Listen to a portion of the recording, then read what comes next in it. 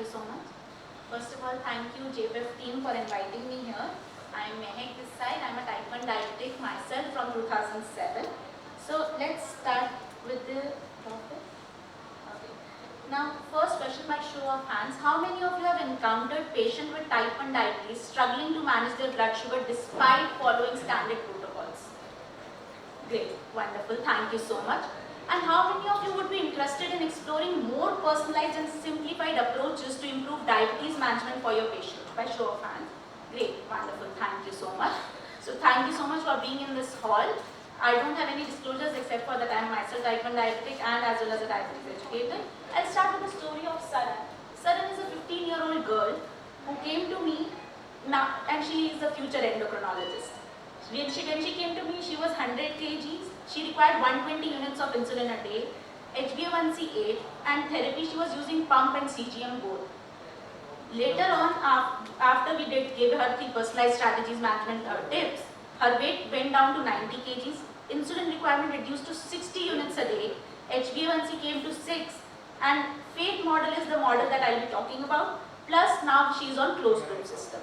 It happened everything happened in just 6 months. Now how this started? Can I introduce myself before telling you how this journey started? If you all agree, please show me with the raise of hands. Great, wonderful, thank you so much. I was diagnosed with type 1 diabetes and hypothyroidism at the age of 15 years, just 1 month before my class 10th board. I changed 10 plus doctors and still was unable to manage my sugars. I tried all kind of quacks. So this was magnet therapy where I tried it. 2014, my diabetes was declared brittle and I started pump therapy. Now, after pump, lot of people believe that now the sugars might be in good control, right? But this is my HbA1c. After 3 years on pump therapy, I had Himalayas on my blood sugar graph. I was constantly hungry. Hungry is either hungry or angry. How many of you related with your patient? They're either hungry or angry. A1C was always between 8 to 11. I was always tired. I became overweight. You can obviously see that. I attracted acid reflux, water retention and PCOS. Then in 2017, I met a mentor. He's a retired army officer, nothing to do with diabetes. He told me one thing. He said, Mehak, you know, standard protocols are made keeping in mind average people result, right? What about personalized approach? It is very easy to say that my diabetes is brittle. Have you tried personalized approach? And I was totally clueless because I am not from the science background like you might have heard. I am an advocate by profession. So started by reading some of the books. These are few of the books that I read. And my mentor said that whatever you read, it should fall under certain principles before it becomes a personalized management strategy. So I created 4 guiding principles for myself. If these things fall in these 4 guiding principles, then only I will use it. If not, I will not use it. So the 4 principles are, first, sustainable. Whatever I do, it has to be sustainable. It should not be a fad diet, low carb diet. These days there are multiple other diets coming in. It should be sustainable. Second, easy to execute. I don't want to go and buy fancy flowers, otherwise I will not be able to come and do the conferences if I am eating something which is not easily available. So I wanted something easy to execute. Third, it should keep me away from complications. And last but not the least, it should give me results. Now, how many of you think that these 4 principles are good guiding principles? By show of hand. Great, wonderful, thank you so much. So these 4 principles became the foundation of a building known as FATE model of diabetes management. Now, before I explain FATE model of diabetes management, I want to know what does FATE mean to you in your language. Anybody? Vishwas, right, great. So, faith, trust, belief, it was very important. But for me, faith was an acronym which helped me analyze where do I stand in my diabetes management. So we started with the reverse order. H stands for happiness. That was my mental health. How is my mental health? Am I in the position that I am myself impacting my blood sugars, or it is something I am getting from outside? Second was time and range. Third, I was insulin dosing. Fourth, activity and sleep. And F was food and water. How many of you believe if these 5 things are in control, you can get good, decent HbA1c of 7, 7.5, even below that? Right? Great. Thank you so much. Now let's go a little deeper into it. Happiness.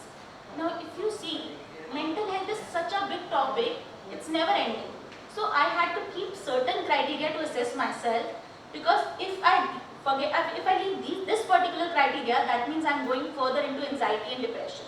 So what was my criteria? First, acceptance of diabetes. Whether I've accepted diabetes, burnout. Am I dealing with burnout? Social stigma. I'm dealing with any kind of social stigma? Handling bad days. How do I handle bad days? Why did I say bad days? The more I feel guilty on the day I have cheated, the more my sugars will go high, right? So I started giving space to myself. No more guilt feeling, no more pulling myself down. I am allowed to have certain things. So it was more important than how I handle my usual days, but what was more important was how I handle my bad days. And last was fear of hypoglycemia.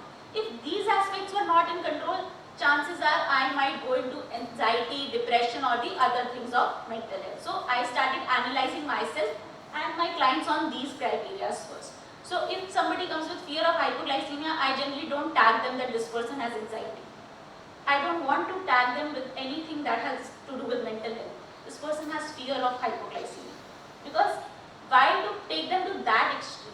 So I started analyzing on smaller aspects. Second is time in range.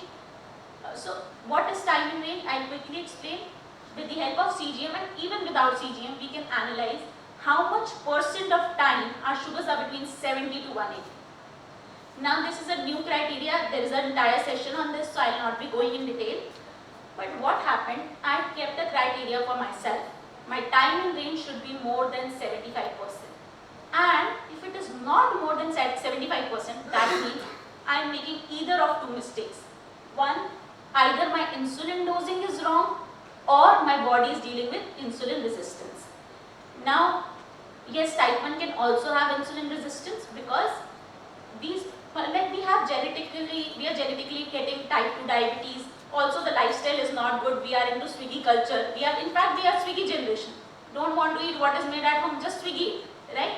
So the lifestyle is not very good that we will not have resistance. So with type 1, the chances are I might also have resistance. Then I went further. So let's understand insulin dosing. What was the criteria I was seeing in insulin dosing?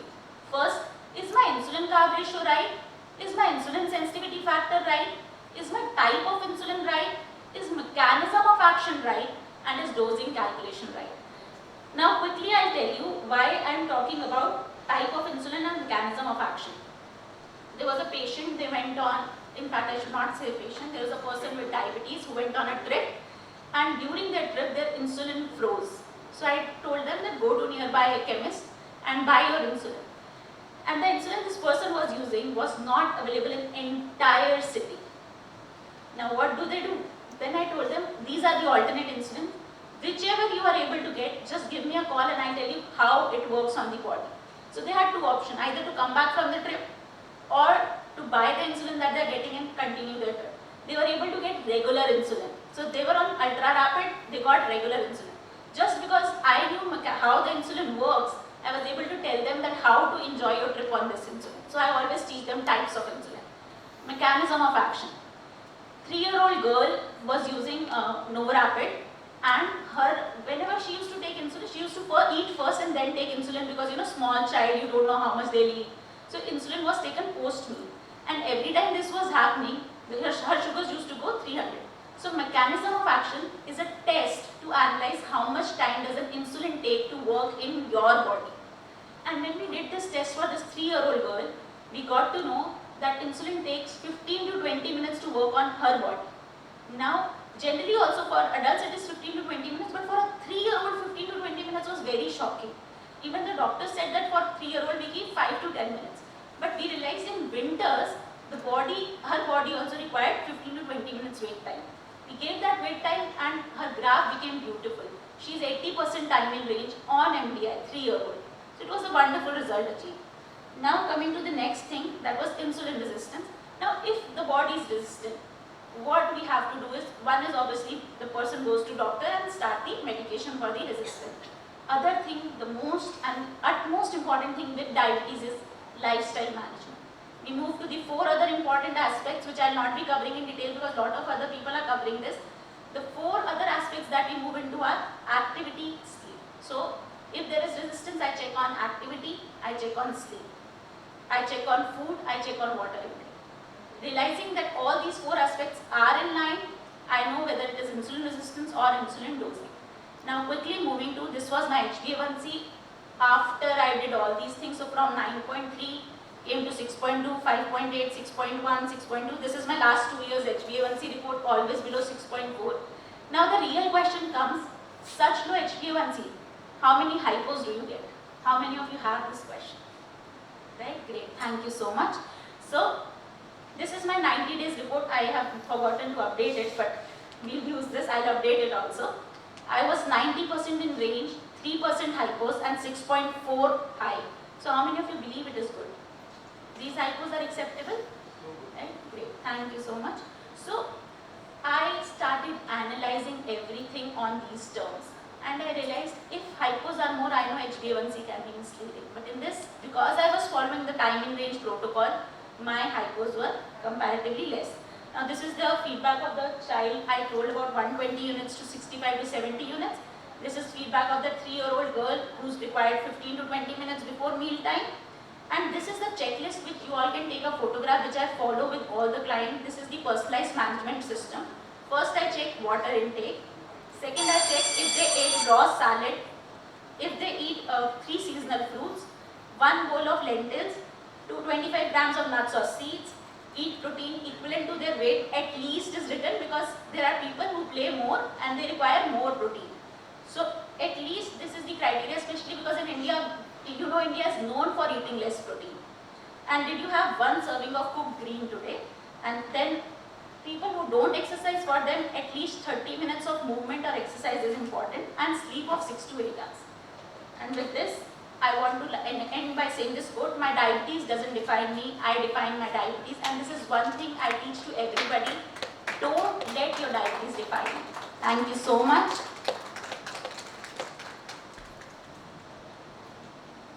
Thank you, Dr. Dhingra.